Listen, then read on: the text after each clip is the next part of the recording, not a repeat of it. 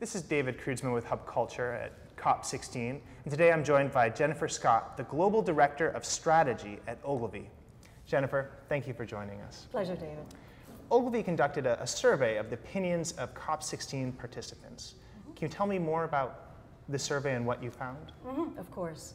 Over the last week, we had the opportunity to interview over 500 credentialed attendees at the summit, and it really provides a unique view into their perceptions of climate change and how to affect climate change.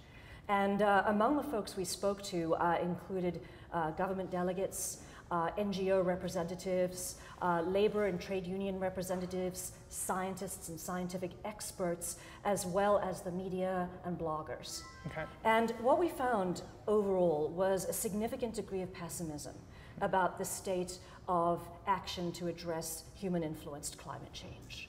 54% of the attendees said that irreversible harm has already been done to the planet as a result of climate change. And what they felt overall was that many different stakeholders need to get more involved in addressing this issue. But particularly, they called out the general public. This was the #1 audience who they felt needed to get engaged and involved in initiatives, or else those initiatives would never succeed, including an initiative like COP16 at the international governmental level. Unfortunately, when we asked them how sophisticated they felt about the public and its capacity to become part of this global movement, they felt that there's significant ignorance about what climate change means. 58% of them said that they didn't think the general public had a very good knowledge of the concept at all. Were you surprised by these results? Not particularly, in the sense that we have seen some of this pessimism echoed in other studies. I think probably one of the most surprising findings was that the media, the mainstream media, is regarded as by far the most effective way of reaching the public to communicate about the scope and the impact of climate change.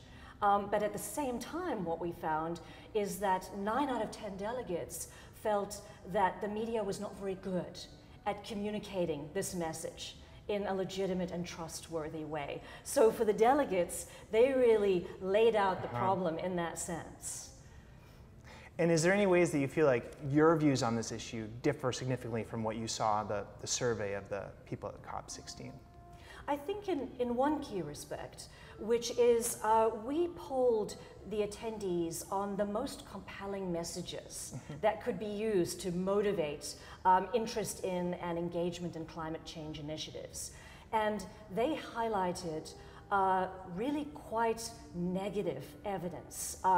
The spread of disease, the harsh human suffering as a result of erratic weather patterns and destruction of local and global economies. That I understand in the sense that it shows how passionately the attendees feel about moving public opinion. But what we find when we look at how you move people is that this is too much fear, too quickly. And that you have to work with positive incentives, you have to gradually move people towards an appreciation of the issue, or else the tendency is to put up the blinders and pretend it's not there. Thank you, Jennifer.